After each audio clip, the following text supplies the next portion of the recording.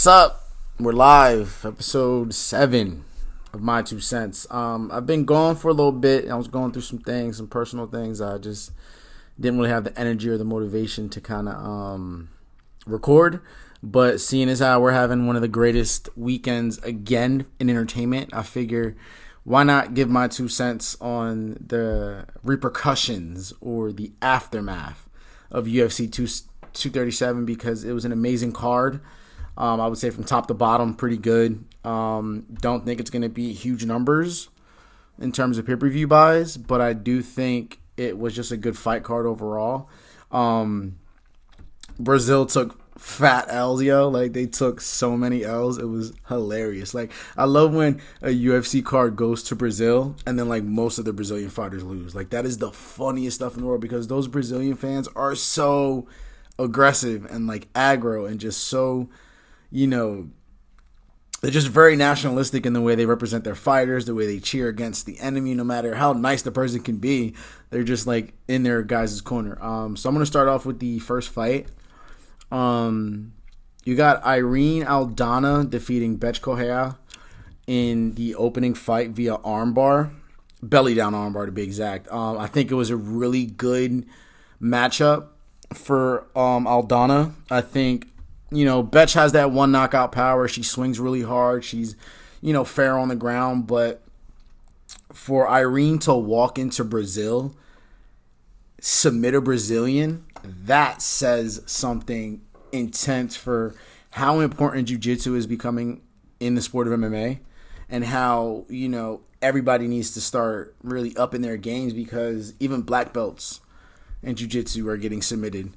And I think it's one thing for Bethe Correia to walk in there actually missing weight, so losing 30% of her purse, because Irene still, decided to fight, which is mad props to Irene, because a heavy Bethe Correia is nobody to mess with, because the power she has coming 5 pounds heavy, it's ridiculous. Like, she could have put Irene on the floor any minute, but I think Irene did a good job of distancing herself from Bethe Correia. Like, she landed a stiff jab, she landed a couple combos, like, she was really doing her thing on the feet. And then when it went to the floor in the third round, it was just like she took her back, she sunk hooks in, and in transition she ended up getting an armbar, and I was just like, I was just amazed, because of the fact that she just walked into Brazil, submitted a Brazilian, and walked out like a champ. And then she, not only did she do that, but she still gets another 30%. She gets her whole contract plus 30% of Bethe Correia's purse for her missing weight. So I think that was a great way to start the card off.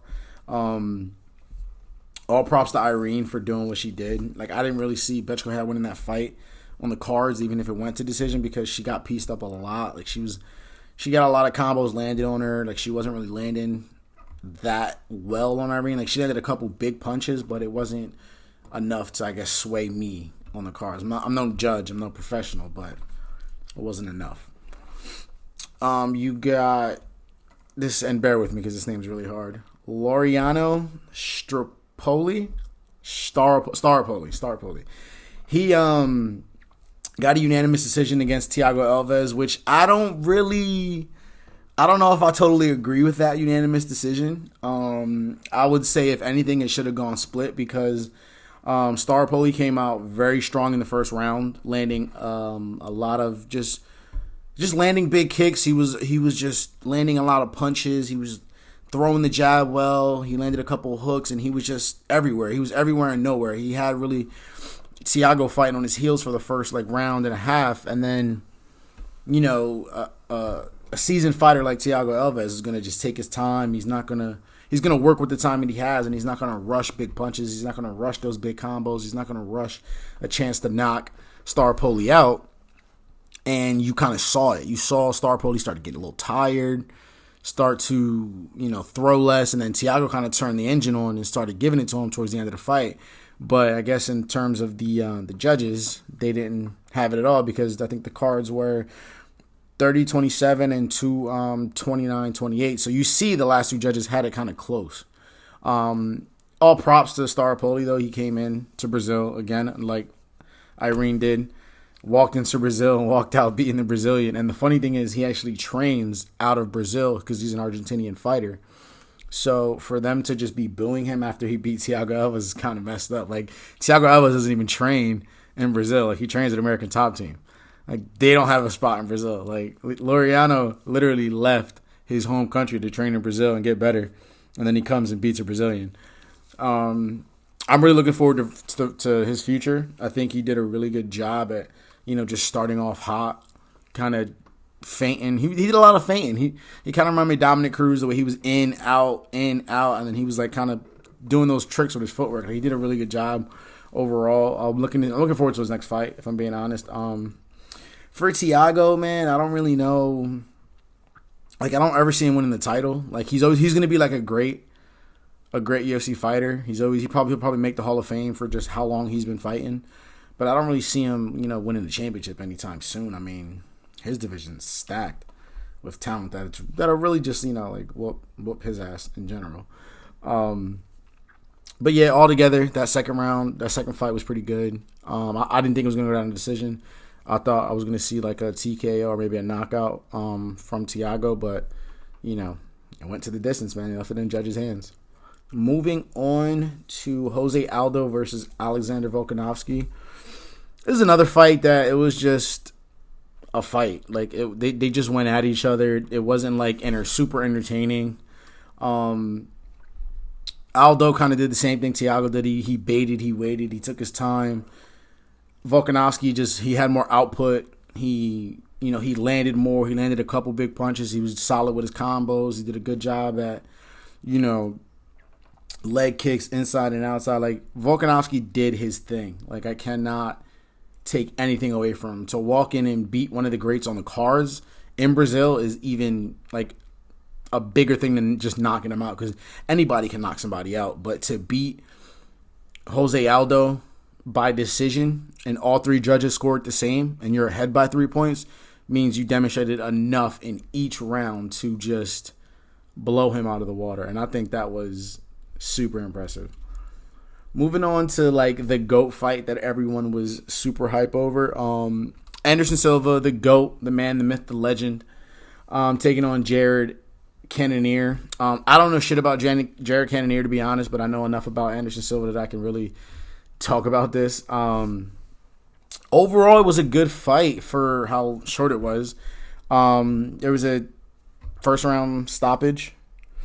Jared was, attacking his leg a lot. He was attacking that knee, just attacking it. It's just leg kicks. Anderson was being Anderson. He was distancing himself. He was trying to find his counter punches. He was trying to get inside, Jared's head. And then, boom, he gets kicked right in the knee. Anderson goes down, son. I'm talking like a fat stack of potatoes. Homeboy went down, yo. Jared took his knee out, and he went to go land a punch, and the ref stopped the fight. All credit to Herb Dean. Herb Dean knows an injury when he sees it. I think this is a shitty way for Anderson to go out. But if he does go out, I'm not mad, because he's accomplished literally everything. Like, he was a man that didn't need to be champ. Like, he was the greatest middleweight champ of all time. Like, there's no debate. I don't care what steroids he's on towards the later end of his career or when he even did it. Dude, Anderson Silva is still the great. He beat my man Chael Sonnen twice. We ain't gonna talk about that, but all credit to Jared. He had a game plan. He executed his game plan, and his game plan ended in a first round TKO. He knocked that leg out from under him. That was the co-main event. Honestly, I wasn't really impressed, but I do agree with MMAfighting.com. There's an article by Jesse Holland where it talks about just Anderson and BJ Penn, like some of the older fighters in the UFC that still fight, kind of just needing to stop at this point. Like, I doubt Anderson needs money. I doubt BJ, of all people, needs money.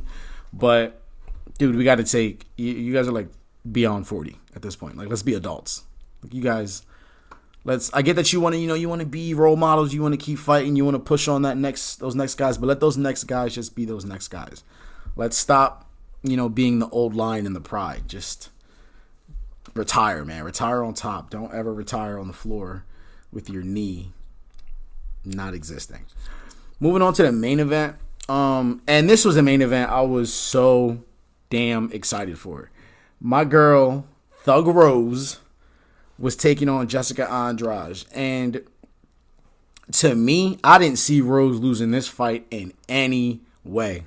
In any way did I not see Rose losing this fight. I think Rose is too good with her hands. She's very good on the ground. Like, she's such a unique fighter, and just the way her jab throws. Like, she throws her jab lightning quick. Like, I was watching the fight and I saw the jab land, but I didn't even see it get thrown. Like, she was landing 1-2 combos on Jessica Andrade's chin as soon as the bell rang. Like, she couldn't get it past it. And I kept noticing, just knowing off the history of watching Jessica Andrade fight, she's a very tight fighter. Like, she fights with her she bites down on that chin and she just starts on that mouthpiece. She starts swinging. Like, she's one, she'll aim for your head, and when she connects, you're on the floor. And that's why I thought Rose was going to win, because Rose, she beat Joanna twice. Joanna's the best striker in the division. You know, she beat her twice. So I thought Rose was going to walk in, piece her up. If it got to the floor, she was just going to submit her, take that paycheck, and dip. But I was so sadly mistaken, because just knowing how Jessica Andrade fights, she needs to be in your space in order to land that big punch. And that's what she was having trouble doing. She couldn't get into Rose's space, because every time she did, Rose hit her with like 3 punches, and she had to back up and collect herself, and then she had to come back. Got hit with like another 2, came back. It was a rinse and repeat of that the whole first round. She was just getting pieced the whole first round. Jessica Andrade just had a cut under her eye. Like, she was already bleeding going into the second round. So I was watching the fight like, damn, like, Rose is about to piece her up and leave. And then Andrade, man, she got a hold of her, and she picked her up and then dunked her on her neck. And like, when she did that, it put her out because of how awkwardly Rose landed on her head. And I was like, literally, I thought like Rose was paralyzed, because when she went down, like the camera panned on her body and her leg was switching. I got like legitimately nervous. I was like, damn, like, is it over for Rose? Like, is this it? Like, this is how she's going out after beating Joanna twice and like being like the best champ of like all time in terms of just her character. But nah, man, Jessica did her thing. I think if they run it back, that's definitely not gonna happen, because if you watch the fight, Rose did a good job of stuffing the takedown, because Jessica was trying to go for the double leg. And what Rose did was she had a Kimura hold on one of her hands, impeding the lift. Like, she couldn't lift her up and dunk her, because if she did, that arm was coming with her, and she was going to put her on a Kimura by the time they got to the floor. Obviously, that didn't work out. Jessica Andrade, to her credit, is strong as hell. She took Rose off her feet, dunked her on her neck, landed, I think, 1 punch, and then they called it. Again, if they run it back, I don't think Rose is dumb enough to hold her hand, to hold her arm again in the Kimura position when she's, attempting a takedown. I think Rose still pieces her up. I think Rose will knock her out on the feet any day of the week. Like, she'll just break her down, and even if it goes to decision, it's going to be a clear decision, because Jessica won't win. Jessica won't win 2 rounds. If it was straight standing, Jessica won't win 2 rounds on Rose. Rose is too quick. Rose is too light. Rose is too nasty with her hands. Like, she's sharp. And I was literally just sitting in my apartment, shocked, looking at my projector like, oh my God, Rose. Thug Rose. My baby. My bald-headed baby just lost. That wrapped up like the entire card in a weird way, because you had like every Brazilian fighter like lose, and then you got a new Brazilian strawweight champion. I was just like, what? That's crazy. I was sitting there like shocked, because I haven't seen something so like just dangerous, the way like she fell. Like, I haven't seen that since like Anderson broke his leg when he kicked Chris Weidman. Like, I haven't seen that since then. I haven't seen something so like dramatic happen, such a big change. I'm very happy with the whole card overall. Again, I don't think it's going to be huge in terms of pay-per-view numbers, because of the way the whole pay-per-view model is with ESPN and the UFC. I'm mainly looking forward, and give me 1 second because I am looking it up. the next couple cards because you got Donald Cerrone fighting Tony Ferguson, and that fight is going to be a bloodbath. Like, I cannot wait. You're talking about two of the most dominant strikers in their division. Tony Ferguson is a monster striker. The way he lands awkward elbows, he throws random knees. Like, nobody does the things he does. And then you got Cowboy, who is clean, concise. He knows his combos. He executes his combos, and can't nobody stop it. Can't nobody stop it. And that's what I am looking forward to. I personally think that Tony deserves a title shot. I get Khabib's doing Ramadan, so he can't really fight. All props to my mans, but he deserves a title shot. Like, he needs to fight Dustin. He needs to fight somebody with a belt. I think it's not fair that he doesn't have a title or is even in a title match, to be honest, because, again, he deserves a title shot, man. He deserves a title shot. No, if anybody deserves a title shot, it's Tony. I do think that's going to be the best fight on the card. I'm trying to get the card pulled up on UFC.com, but it's giving me a little trouble. Shout out to UFC for giving me trouble. Yeah, going to be the best fight on the card, honestly, in my opinion. Like, I don't see anybody. I see that one winning, getting so much money. Like, everybody's going to buy the pay-per-view because they're not, like, they're two of the best names in the UFC. Well, two of the biggest. I wouldn't say two of the best, but two of the biggest. You got a lot to look forward to. Entertainment this weekend. I'm going to shift off UFC right now until I find this fight. But there's a lot to look forward to entertainment-wise. Like, we have 2 Game 7s going on today. And right now, Game 7 between the Trailblazers and the Denver Nuggets is happening right now. And the score is, third quarter. Oh, Nuggets are up 54-47 on the Trailblazers. I got the Nuggets in this card. I think, honestly, Trailblazers only really got Damian Lillard. They're not going to make a strong wave. And if they just have Damian Lillard going into, a series against the Warriors, bro, it's game over. The Warriors are going to pick the Trailblazers apart. Maybe win in 5. I think the Nuggets, the way they play, they play really good team ball. So I definitely see it being an intense series, kind of like how it was with the Rockets, even though the Rockets lost. I'm looking forward to seeing somebody take the Warriors out. I think this could be the year that the Warriors lose and then they all just separate. But if not, they got to go against somebody on the other side. And I think if the Sixers can win this game tonight, because there's 2 Game 7s, like I mentioned. The Sixers win Game 7 tonight against the Raptors in Toronto. Take that momentum back home and start a series with the Bucks. We're going to have the most intense Western and Eastern Conference Finals of, like, history, in my opinion. Like, just the fact that we got 2 Game 7s going on today is something that you haven't seen in a huge while. I think Joel Embiid and Ben Simmons need to come out hard. They're the faces of the franchise. I think Jimmy's going to shine tonight. I honestly got Jimmy dropping like 25 plus. Joel honestly needs to drop. He needs 22 points, 17 rebounds, and he needs to be the Joel Embiid that everybody knows he can be, because he's one of the most dominant centers in the league right now. He's strong. He's not as agile. His three-point shot isn't the best, but he can still dominate on the floor. And I think he needs to come out and make a statement tonight. I think all of them do, even Ben. Like, if you guys are going to be the face of the process and you guys are going to have to show Philly that you can do it in Toronto, because you lost Game 3 at home. It's the series got this far, and I had the Sixers in 6. I didn't have the Sixers in like 5 or have them sweeping. I had them in the clean 6. I had them losing 2 games. I had them losing the first 2 and then getting the rest.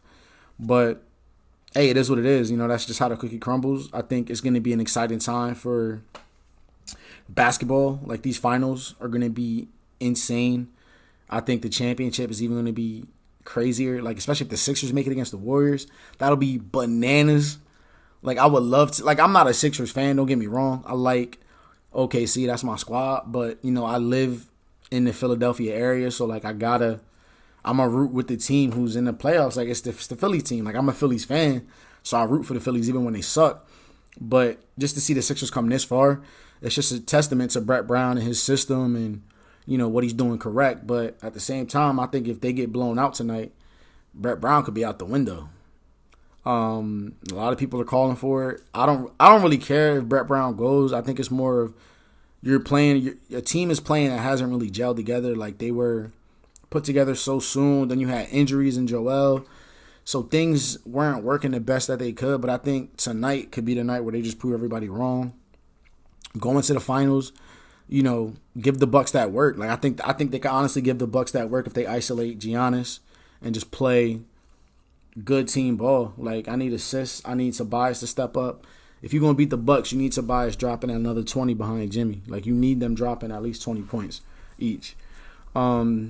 But again, we got an exciting weekend of just entertainment in general. You got Game of Thrones episode 5, I think, at this point. And I don't know how to feel. I don't know how to feel, man. Because there's so much that has to happen. Like, I know we had everybody die in episode 3, and, you know, episode 4 was a big mourning for the dead, and just like it was like the breath you needed. And then, like, as they're going to just on their march to King's Landing, Rhaegal gets killed, and I literally almost cried, because when Viserys got killed, I almost cried. And I'm tired of seeing my dragons die. Like, I have the Targaryen sigil tattooed on my arm, so like this show means a lot to me. Like, it's the best show I've seen since Breaking Bad, since Sons of Anarchy, since, you know, those genre. This is like a genre defining show, and I think I'm not gonna know what to do when the show's over. You know, I don't want to watch anything else. I love Game of Thrones. Like, Game of Thrones has been, like, my everything. I'm still waiting for some of the books to come out because I want to give those a read because I'm all caught up with the Song of Ice and Fire. I kind of want to go back and read the history before everything, just so I can, like, bridge some connections, because history always does repeat itself at the end of the day. But just to cover a little bit of things that I've seen. Like, just the symbolism and, you know, the way they're directing everything.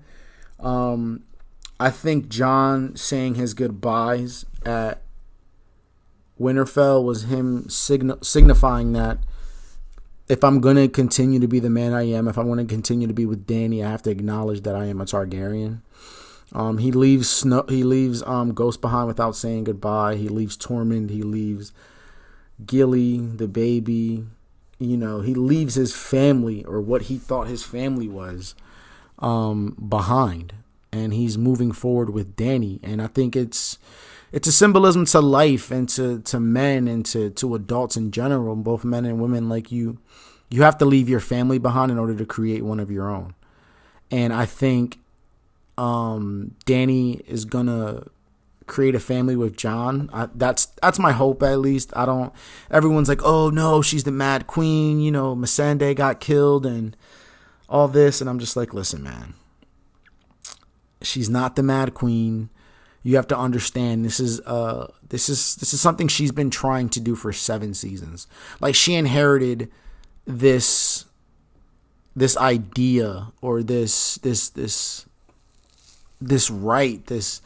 journey. She inherited it from Viserys, because Viserys was so angry and so defeated. He was so embarrassed the fact that his great family was completely demolished and they were pushed out of their own kingdom. So she inherited this journey and this want to become queen and this want to sit on the Iron Throne. But you have to look at all that she's lost. She's lost half of both of her armies. She's taken over Dothraki horde. She was a Dothraki queen at one point. Like, you know, she's gone through so much of a character change that now that Jon, you know, she found out Jon's true lineage, he he looks like more of a challenge. You kind of see the similarities in the first season, where the way Viserys looks at Daenerys being hounded on and just given so much praise for being Khal Drogo's wife, but he felt as though I bought you guys. That's my sister I gave you for your army. Like, he was jealous. And you're starting to see like little hints of the jealousy in Dany, and people like Varys and people like Tyrion are getting nervous because they fear she could turn into the Mad Queen. But I don't see that happening. I think I do see Dany on the throne, but I don't see it for long. I don't see Jon killing her. I don't see her really dying in battle. I think it's going to come down to pretty much how Cersei dies in this episode. I hope Cersei dies in this episode. I really want to see Cersei die in this episode because I feel like that would be the icing on the cake. If they're having like a big fight, like if this is a war episode, Cersei's got to go. But I think in order for them to accomplish that, they have to sneak in to King's Landing, like how my man Tyrion, Bronn, and the Onion Knight were always sneaking in and out of King's Landing. I think they need to do a good job of being, ninja-like. I think Arya maybe kills the Mountain, or maybe kills somebody. Maybe kills Qyburn and then wears Qyburn's face and just kills Cersei. And then maybe Jaime, seeing that, he kills himself because they do feel as though they're going to die together. Like Jaime says it in the books all the time that when she dies, I die, because she's a part of him. That's his twin. That's his lover. That's the only person he's ever felt anything towards. Yeah, he had sex with Brienne. Yeah, they fell in love. But he's always going to go back to Cersei no matter what. Jaime is a slave to Cersei and her wants and her desires. I'm looking forward to episode 5 just to see the immensity that goes down. I'm very interested in seeing the outcome. I'm definitely going to do a recap of the entire season with my boy Eric because we did it before the season started, and I really want the season to be over so we can just binge it all day and then go from there. I think if me and him binged the episodes and just took notes, it would be a dope podcast. Just as a recap for the show, being that we've both seen it since episode 1. But yeah, it's a huge weekend for entertainment. I'd love to hear your feedback. Love to hear what you guys are thinking about some of this stuff. So what I'm going to do is, moving forward for episode 8, I'm going to go live on Instagram. I can't do video yet because I found out the camera I have is completely wrong for podcasting and just for recording in general. Like, it's more of a photography camera and not like a just, vlog kind of style camera. So I'm thinking about investing in a vlog camera and making this video so I can get it out there. That's episode 7. Again, this was a short podcast. I just really wanted to hint on some of the things that I did this weekend, some of the things that I'm ready to experience this weekend, like Game 7s, Game of Thrones, that wonderful UFC card. And I think I'm just going to move forward and just have an awesome Sunday, maybe clean, get some work done, and then, yeah, call it a day, man. You guys have an awesome one. Looking forward to your feedback. Follow the Instagram at My2Cents. I'm on Facebook, YouTube. Share it, like it, subscribe to it. Do me that favor. You guys are awesome. If you're listening, have a good one.